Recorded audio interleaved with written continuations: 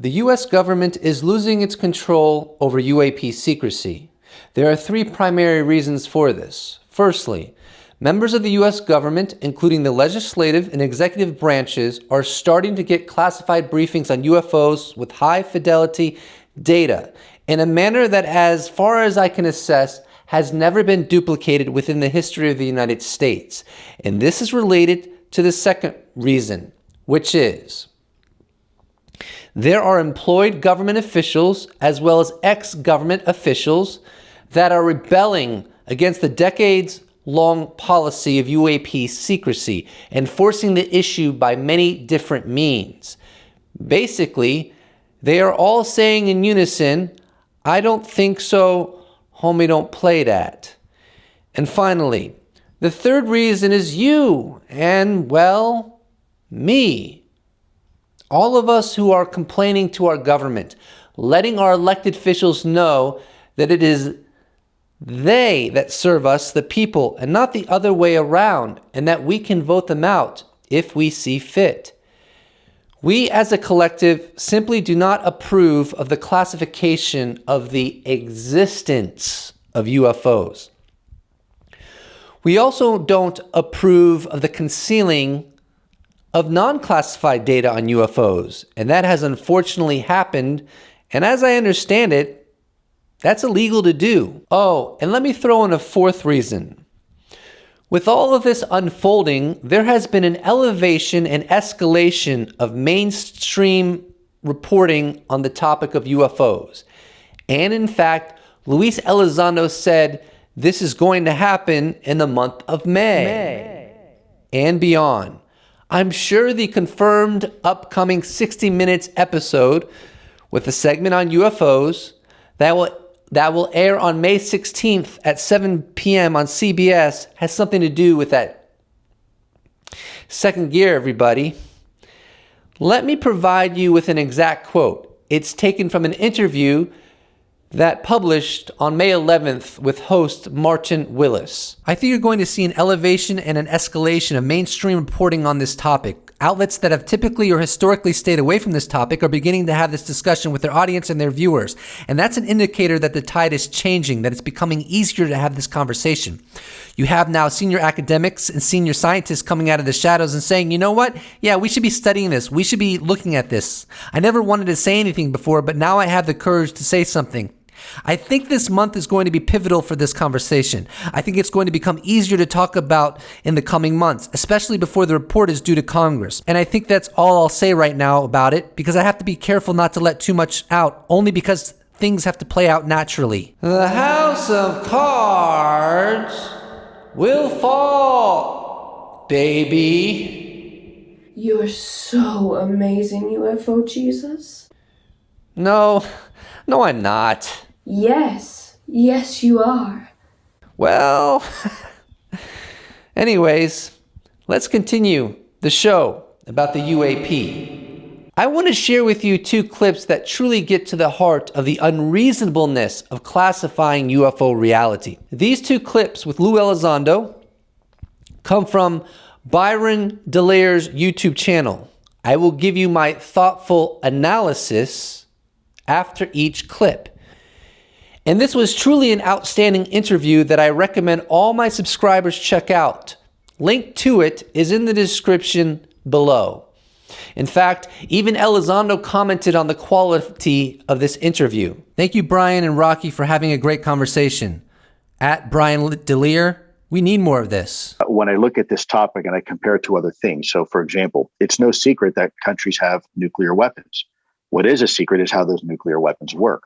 Well, the fact that there are these UAPs in our controlled airspace shouldn't be a secret. It's the same approach, same logic. How can you say the fact that something exists is secret? No, that's not secret. What's secret is sources and methods. What secrets are the applications and the methodologies behind that. I get that, and that's what we should protect. But for humanity to be not only not told the truth, but worse, that there's an active campaign to suppress even the conversation, to me is very dangerous. That to me reminds me of the days of propaganda, and where governments forget that what their job is to do is to represent the people. When governments no longer have the best interest of the people, those governments are on limited time.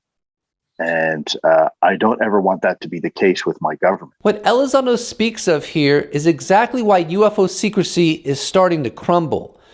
People within and outside government are realizing the truth of this predicament. Classifying sources and methods makes sense. We can all get behind that. We all love our country. We all want it secure. Classifying the existence of an enigma makes absolutely zero sense. And I will go even further to underscore that it stymies scientific progress and human cultural progression.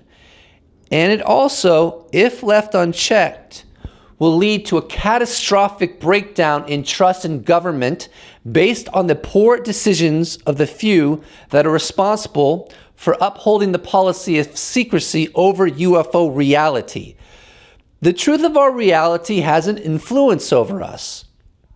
Suppressing that truth also, likewise, has an influence over us. The former, I would argue, is a gift from God. The latter, I would argue, is a manipulation from those that think they should control the social zeitgeist. As if they have that authority. They should not be playing God, in my humble opinion. This leads us to the next clip from this amazing interview. It's the mindset of some people feeling that they should be able to control a narrative because the world or people aren't ready to have that conversation. Well, that's not their decision to make. That's our decision to make as a people. And to me, that subverts, it perverts the very institutions that we have established to reflect our interests and benefit us. I want my free will. I want my free will. Give me liberty or give me death. Nobody in government gets to decide whether the populace is ready for this discussion or not. Yes, during the Cold War, there was a legitimate argument for classifying this all since we were in the midst of an existential crisis. And that was right after the horrors of World War II. Throwing aliens into the mix may have been perceived as too much for the public to handle in such a precarious environment. I'm not saying I agree with that, but I can understand it. But that should have been perceived as a necessary evil and something that was frowned upon by those controlling the policy of UFO secrecy. The Cold War was 30 years ago. 30 years ago. Where would science and human culture be today had the U.S. government declassified UFO reality at the earliest opportunity? What would we understand about the phenomenon that we don't right now because our greatest minds were led to believe it was all nonsense? I really don't know, and frankly, it doesn't really matter because bureaucrats that weren't even elected shouldn't have the power to decide what the American people in unison get to have a conversation about when the subject of that conversation impacts every one of us equally, yet differently. Here's what David Haith has to say about this. UFO Twitter, I'm 79 and I'm hacked off. All my life I've been lied to about non-human intelligence sharing my world. It could have been so different. History could have been rewritten. Maybe wars prevented. Time for a change. The UAP task force reports coming soon. Please give me some truth. For those that want an end to UAP secrecy, I got some good news for you. The Inspector General of the Department of Defense is launching an evaluation into the Pentagon's actions with UFOs. I will read to you the opening portion of the memorandum that was provided to the debrief news outlet. Miraculous May, everyone. Miraculous May. That's my line. May 3rd, 2021. Evaluation of the DoD's actions regarding the unidentified aerial phenomena. We plan to begin the subject evaluation in May 2021. The objective of this evaluation is to determine the extent to which the DoD has taken actions regarding unidentified aerial phenomena, UAP. We may revise the objective as the evaluation proceeds, and we will consider suggestions from management for additional or revised objectives. We will perform the evaluation at the offices of the Secretary of Defense, Military Services, Combatant Commands, Combat Support Agencies, Defense Agencies, and the Military Criminal Investigative Organizations. We may identify additional locations during the evaluation. Sources have told the debrief that the IG office's decision to launch the evaluation was prompted by complaints from congressional leadership regarding the DoD's handling of the UAP topic. In particular, the representatives of the Senate Armed Services Committee prodded the Inspector General's office's recent involvement. Lieutenant Tim McMillan has explained that the Senate Armed Services Committee is very interested in the UAP topic, that they have been briefed on it, and Tim has stated he has really good reasons to believe that they have not been pleased by what they've seen in terms of both messaging to the public and to them regarding UAP. It should be understood that the Office of the Secretary of Defense for the Inspector General are the Pentagon's police in a way. They are the watchdog organization.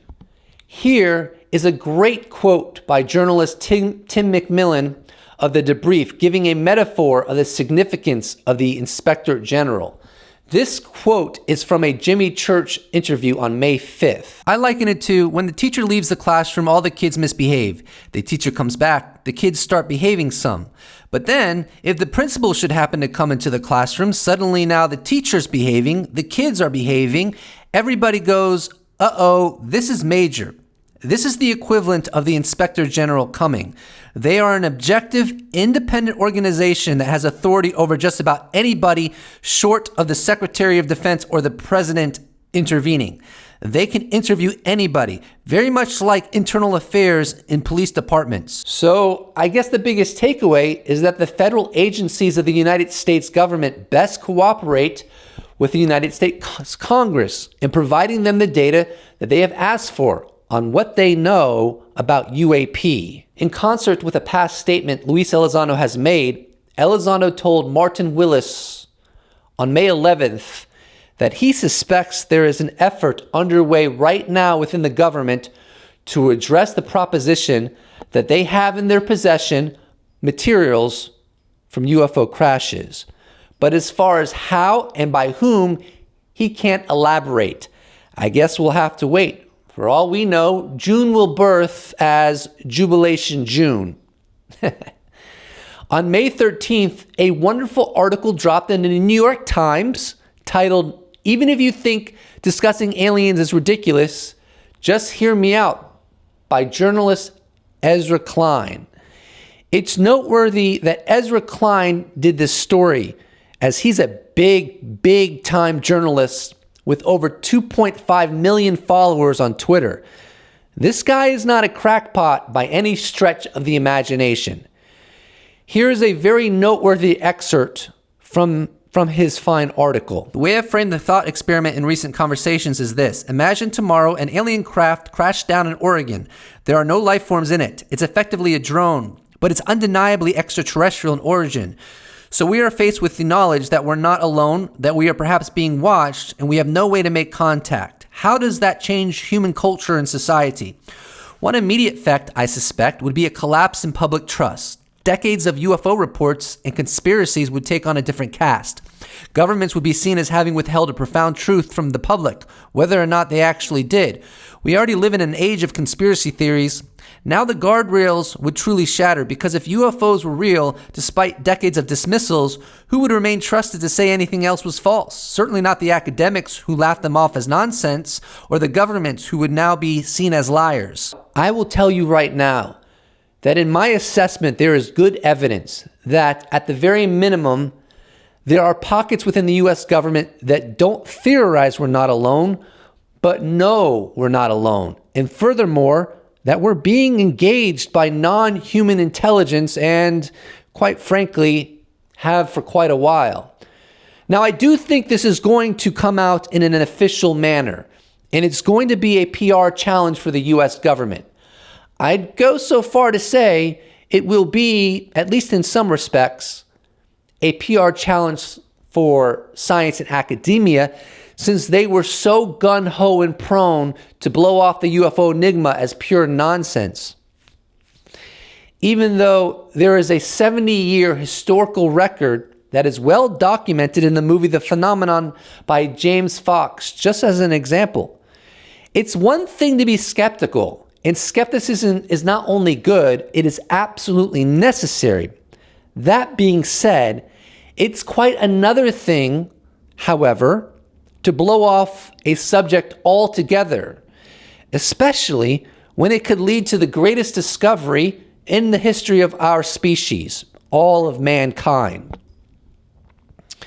Nevertheless, on the heels of learning as a civilization that we are not alone and being engaged by non-human intelligence, I think collectively we will grow as a species.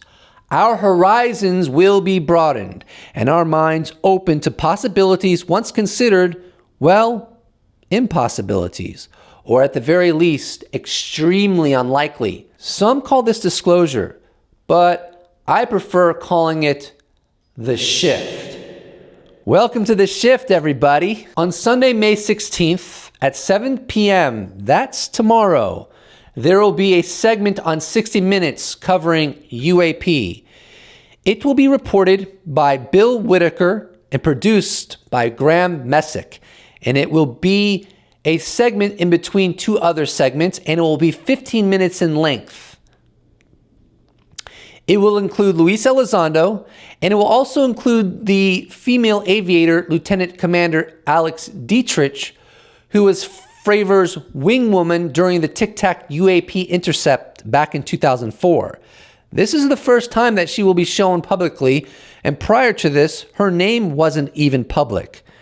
Navy aviator Lieutenant Ryan Graves will be in it, as well as Senator Marco Rubio, who is the vice chairman of the Senate Select Committee on Intelligence, and I personally think it may include former Deputy Assistant Secretary of Defense for Intelligence, Chris Mellon, but we'll see. Bryce Zabel has stated that Senator Mark Warner may be included as well.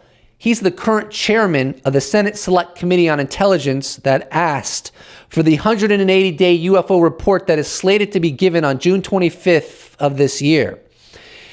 Here's a post from Leslie Kean explaining that there will be another show in addition to 60 Minutes covering UFOs this Sunday.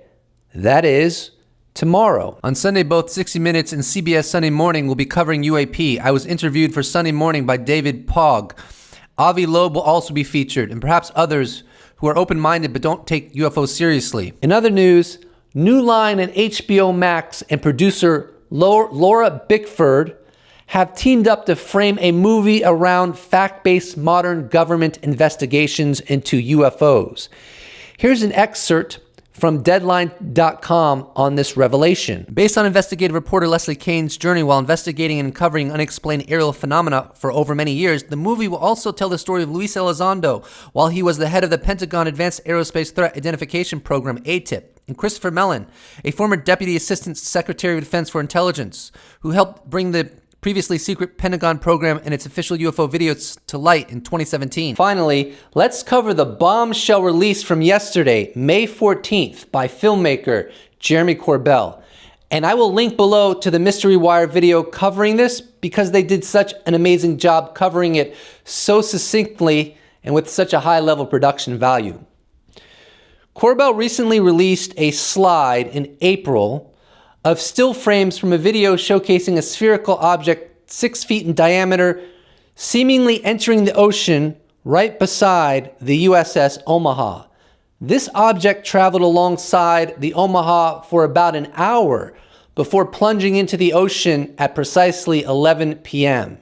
It should be noted that the UAP task force considers it to be a genuine unknown. Very interestingly, it seemingly vanished. No wreckage was found on the surface. The object no longer showed up on radar or sonar once it made contact with the water. And this wasn't the only object. Corbell says that as many as 14 of the spheres surrounded the Omaha and were detected on sensors on and off during 3 perplexing days at sea in July of 2019. The USS Omaha's central mission is surveillance, so it's packed with cutting-edge technology. And yet the personnel on the ship still have no idea what this spherical object was, nor have they been able to ascertain where it took off from and where it returned, which has some people thinking maybe it came out of the sea and frankly returned to the sea. This could be a genuine transmedium vehicle. And I will tell you this, the technology experts that I've come across have conveyed that no known technology can break the air-water barrier on this level if that's what actually occurred. If this wasn't interesting enough, at least 4 other warships that were in proximity to the Omaha were also swarmed by objects of unknown origin during the same time frame. Look, I don't know what these objects were. They could be extremely advanced drones from China or Russia, or they could be technology belonging to an unknown intelligence, or the US Navy could just be completely incompetent. Either way, whatever they are genuine UAP because we just don't know what they are, and neither does the United States Navy. That said, this is what journalist Jazz Shaw had to say about the balloon hypothesis. As a former sailor, I'm insulted by the idea that our sailors couldn't identify a balloon, or 14 of them, at that close range and high winds. It's stupid. Sorry to be harsh, but I sailed on these ships and worked in CIC. Here is the video that Jeremy Corbell dropped yesterday. Bear in mind, it was pitch black when it was taken, so a thermal camera was used.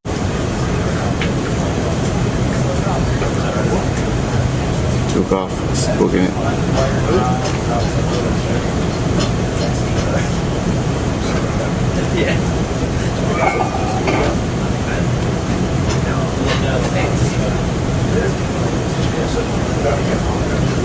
Break Omaha, Pickney Kid, Rafael Peralta, passive ability to launch Hilo ASAP.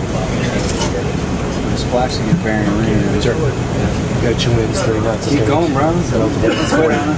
We're making 10, so we can probably bring that 35 relative. Sir. Yeah, I'll bring it down. We got a lot of white water out there, so 6-foot swells. Whoa, it's getting close. Yeah, we have 31 knots sustained wind, topside, gust of 40. Whoa, splashed. Mark bearing and range.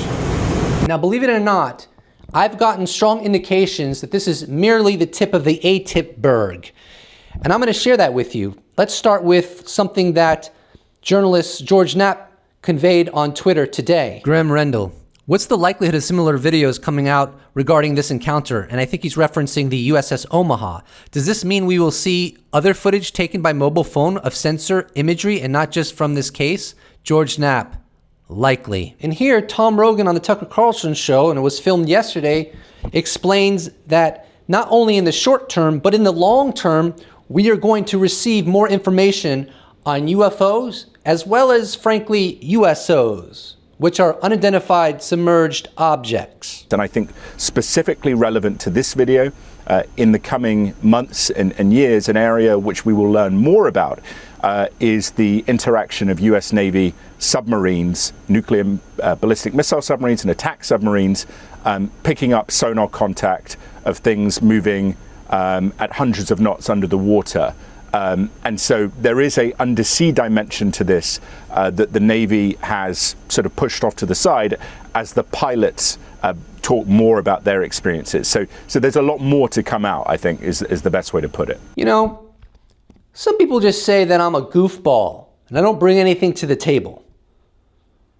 You know what?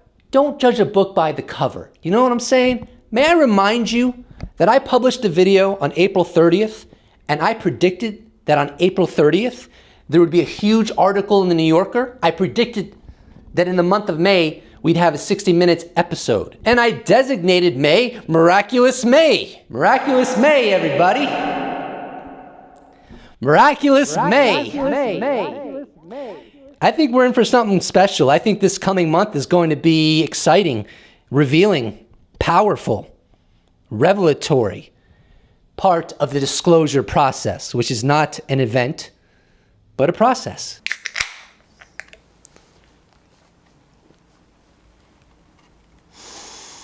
I know things. I see things. I hear things. Hell, I got my ear up to the pulse of the disclosure process. You hear me? Hell, I'm on the payroll of the Central Intelligence Agency, for crying out loud. No, I ain't. No, I ain't. Let's continue the UAP show. The last thing I'm going to leave you with is a comment that James Fox, the director of the movie The Phenomenon, made about the upcoming 60 Minutes segment on UFOs that airs tomorrow at 7 p.m. on CBS. I've been waiting 27 years to see 60 Minutes cover the UFO phenomenon. Don't miss this Sunday's broadcast. The house of cards will fall, baby. That'd be crazy. That'd be crazy. That'd be crazy. Anyways, thank you so much for watching, and please don't forget to subscribe. If you'd like to support this channel, I have a Patreon, I got YouTube membership, and I even have a merch shop where I sell t-shirts. All links are in the description below. But if you just watch the whole thing through, I'm really, really grateful. You made my millennium, and I'll see you in the next episode. Special thanks to all my YouTube members and patrons and everyone who has bought merch. To be honest with you, I couldn't do it without you. Thank you.